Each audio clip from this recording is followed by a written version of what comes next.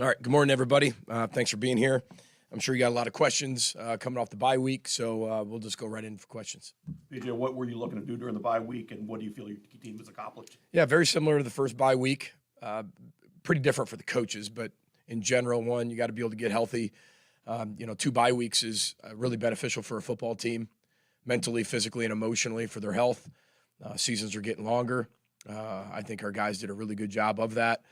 Not only that, we had to get better at the things we needed to get better at with some self-scout, but it gave us a lot more time to work on Penn State as well and get a jump start on that.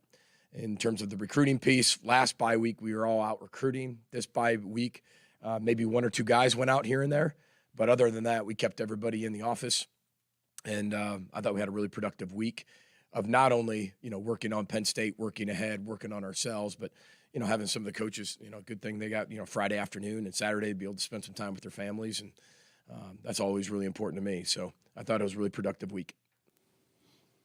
If you're going to get more consistent play from your offensive and defensive lines in these final few weeks, what's got to change? Well, I think it's a give and take. I think everybody wants consistency on their offense and defensive line, and we're no different than anybody else when you want that. And then what's going to give when you go, on Saturday afternoon for 3 hours and 20 minutes. I think what we have to be able to do is, I think we're playing really well at times up front on both sides of the ball. But I think it's just the attention to detail within the fundamentals of the technique. When we don't play our best football, it's our pad level, it's our first step, it's our hand placement, it's our eyes. If we can get that consistent over a long period of time, their effort, how hard they play, it's so fun to watch our film, win or lose after a game, because it has nothing to do with effort, ever. It has to do with the smaller, integral pieces of that. The margin for errors to winning in the Big Ten are really, really small, and they're going to continue to be really small.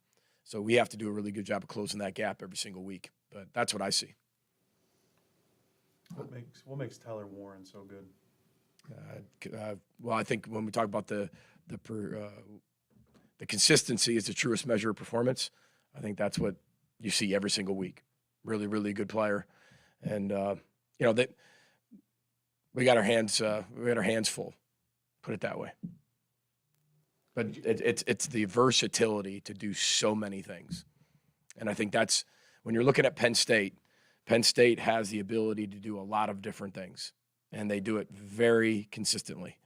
So it's a new wrinkle every single week too. So whether it's 3 different quarterbacks, whether it's unique formations, they're going to give you things you've never seen before, and you're going to have to stop it. And you have to be really disciplined with your eyes. You have to be really good at tackling in space. You've got to play really good up front. But they have weapons everywhere. But that's why you're the 4th-ranked team in the country. I mean, you're really, really good. And you got people everywhere that can make plays. And what make them really difficult to defend is they just rotate guys in and out.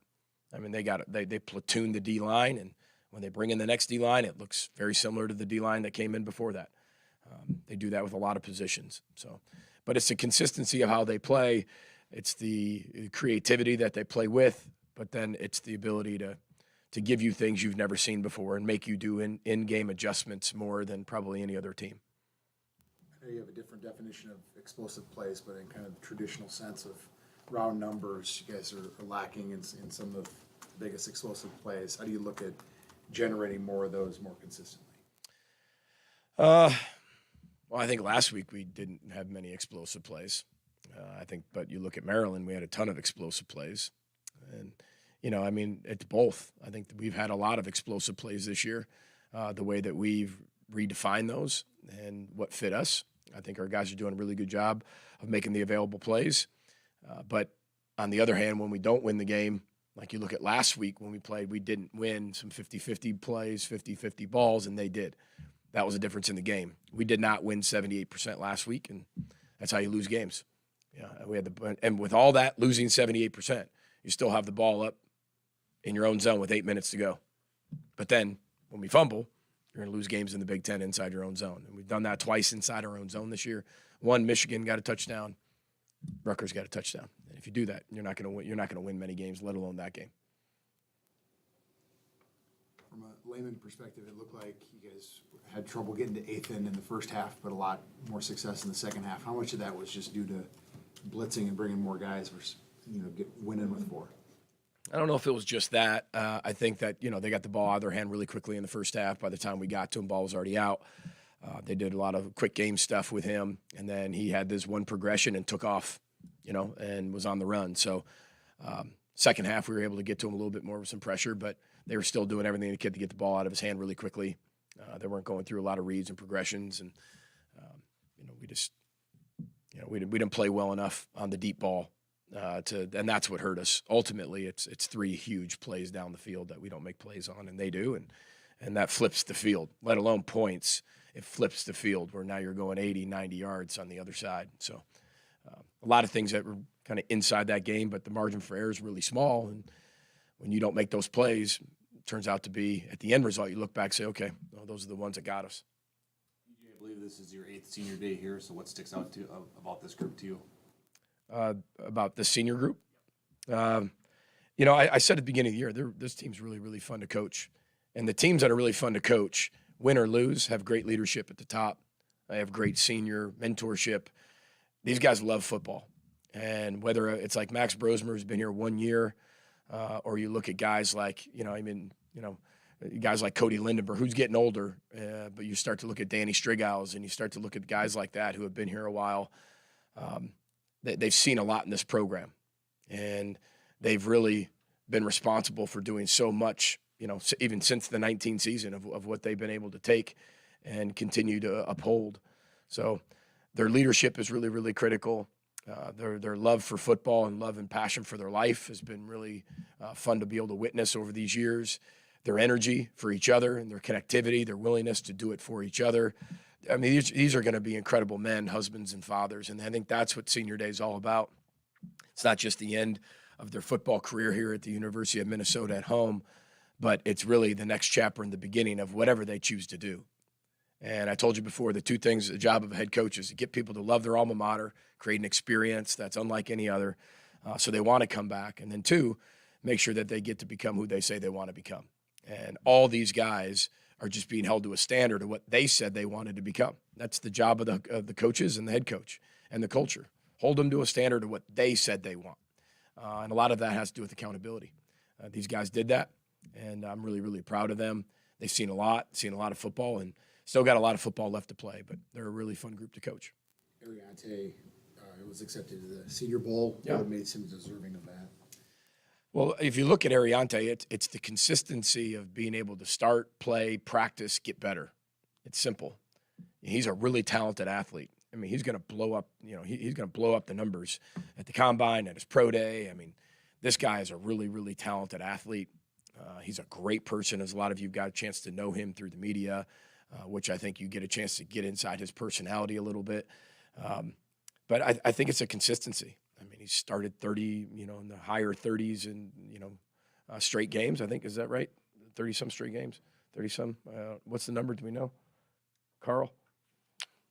That's all right. Anyway, in the 30s. He never misses practice. I mean, he gets better every single day. But he's a product of just grinding every single day, changing your best. We saw him at camp at Lindenwood. He's 245 pounds, 250 pounds.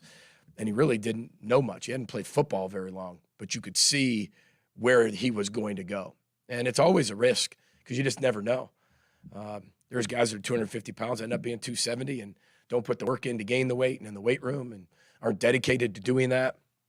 He is. And here he is, 335 pounds, one of the best tackles in the country. And he's going to be drafted really high. But the great thing about him is he don't worry about that. If he worried about that, there'd be things throughout his road that'd be like, well, yeah, he had to deal with this and dealt with that, and maybe didn't come back from that as fast enough. I mean, he's as durable as it gets, when you're talking that position. And I'm really proud of him. He's worked really hard on that. You put on film of Drew Aller. What stands out to you? I think it's just his growth over the years. You've been able to watch him in different games. The fun thing about when you film studies, you cross over so much with everybody who plays each other, and especially in the new league. He's really, really poised in the pocket. He's big, strong, got a good arm, understands the system. He can run. That's the one thing that, they've got 3 quarterbacks. One's a high school quarterback that's really a tight end who's just to do it all for them. They got another quarterback who can throw it and run it really, really well. And then Drew can do the exact same thing. But they all have different skill sets. and they use him in very different ways. But he's really accurate. He's big, he's strong, he's physical. I think he processes at a higher level than he ever has. I think that's a critical characteristic of being an elite quarterback is how you process, how you get through your reads, how you get to the decisions, how quickly you do that.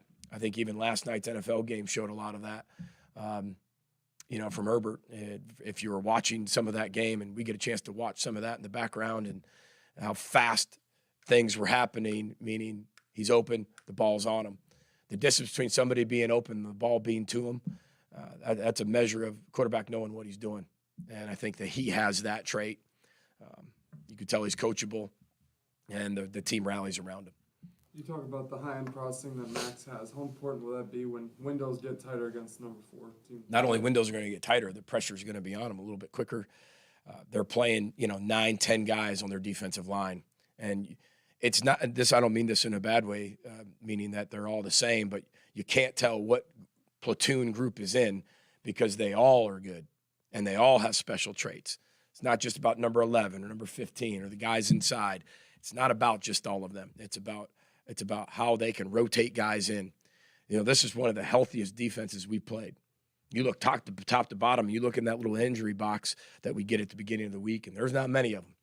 But they're not playing, 75 snaps a game. They're rotating and platooning, and they're not missing a beat when they're platooning these guys in. Very, very aggressive, very good tacklers. You could talk about how athletic they are and how good of a recruiting job James has done over his tenure. And he is very consistent in what he does. But what I love about watching his groups are they're really good at the small things. Yes, they have a ton of talent. But can you get that ton of talent to do the little things really well? The blocking, the tackling, the way they tackle, the situational football piece, understanding all that. And they do a really good job of that. So that's a direct reflection of their coaching staff and James and what he's always got his group to be able to do. But yeah, we've got to play really, really good, sound football, which we have throughout the year. We just got to put it all together in all 3 areas for 4 quarters. That's going to be critical for us. I don't think that's hard for anybody to understand. I know that we're going to get their best shot. There's a top 4 team fighting for a top 4 spot in the college football playoff and a Big Ten championship. Like, they're fighting for that. So we're going to get their best shot. We've got to play our best football of the year. That's simple. PJ, 2019, one of your high points of your career was the win over Penn State. They're in the top 5. Yeah. What can you take from that game and apply to this one? Well, it happened. You can take that it happened. I think that when you talk about somebody trusting what you're doing and how you're doing it, you need time, consistency, and proof. The win in 2019, they were ranked 4th in the country, but that has nothing to do with the 2024 season. It really doesn't, Randy. The things we take from it is a lot of them weren't even here. Some of them didn't even know that, right? Because they're somewhere else 4 years ago, and so much has happened in their lives. But what you can do is you can pull from really, really, really big games of what playmakers have done. And I think that's always critical, is we need our best playmakers to play their best. Penn State's going to need their playmakers to be their best. That's what happens in November football. And when you can show your own playmakers over the years, making plays in huge games, huge moments in November, you want to be able to show them that. And we spent time doing that a little bit yesterday. But then we took from it what we needed to take from it and moved on. And since then, that's 5 years ago, done a lot in the program since then. So, but it's going to be a 1-game season. It's going to be 60 minutes. We got to be at our best, period. Dinkytown athletes completed their $1 million match. How important is that for your program over these next 6 weeks? I think it's incredibly important. I can't tell you how excited I am about the outpouring of support we've had through NIL, through Dinkytown athletes, what they've done to be able to help, our program, our donors, our fans. We've had a bunch of other donors step up and even hopefully continue to do other matches as we continue to go forward, because that's critical. And when you look at the top of where people are, I don't think it's any secret when people sit there and say, those guys spend a lot of money on their rosters. That's true. And you're still going to have the salary cap, which is fine. The salary cap's going to bring a little bit of parity through the salary cap amongst college football, at least the top 2 conferences. But there's still this NIL thing, right? that doesn't have a limit of parity or what you have to be able to spend on football. So you have the salary cap for next year, but the NIL, this unlimited NIL, and I know they have the anything over $600 has to go through the clearinghouse. That's fine. That doesn't mean people can't be paid over $600. That's just some rules and regulations with it, but that can go up to is whatever you want it to go up to. And I'm just really proud of our fans and our donors and the people who support our program of seeing, what college football is becoming and how we can retain our players. That's going to be everything, is retaining our players. And we can do that. And those talks have already started to happen. And then you've got to go out in the portal and get some holes that you're going to need to fill for the next 25 season. And then you have high school recruiting. I mean, those are the three buckets that you have to be able to keep pouring into. And when you start looking at those numbers, they might seem big, but over 105 players, and then you're looking at those three buckets. I mean, you look at the teams that are at the top. I mean, they're spending a lot of money, which is good. That's what it's going to come down to. Time for one or two more for Coach? How would you characterize just the improvement in NIL here in Minnesota this year compared to last? Well, from this year to last year, I mean, it's way more. It's way more. Now, again, way more is it's a very subjective word of how you want to look at that, but it's way more. And as we continue to go forward, we just have to continue to find ways to be able to fill those three buckets. And for me, as we continue to get more, we can do more with more. Simple. But the outreach and the support have been improving throughout the years. And again, like I said, I can't thank our people enough for doing that. So it's especially with the gifts that we're getting that are the matching gifts. And we'll continue to hopefully get some of those where we can, hopefully get around, the doubled mark and then continue to double it every single year. I mean, that's what you want to be able to do. But you're going to need a lot of support for that to happen. How important will the atmosphere be at home to host this final home game? I mean, I love our atmosphere in November here at Huntington Bank Stadium. The bank's going to be rocking. I know that. This is a team we're playing that, and they're playing whiteouts at home, and they have 107,000 people at home games, something like that. But we have to create an environment that's like that, but the opposite side for them. And they played in hostile environments.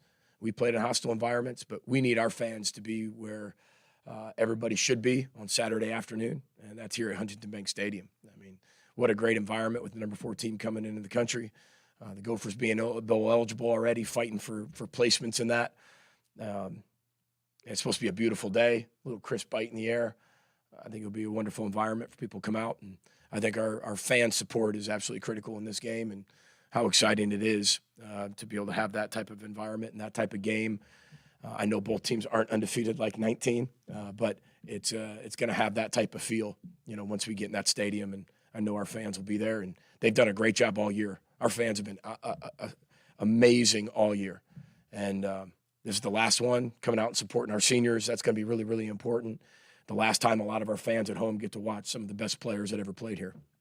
And I think that's really, really important for our fans to know and support. It's not just coming to that game with Penn State. It's really showing those seniors the support that they need and the appreciation that we've all had, not just fans, but coaches, for all the work that they've put in and over the last 4 years of making Minnesota what it is. So can't wait to see all of them there. That's for sure.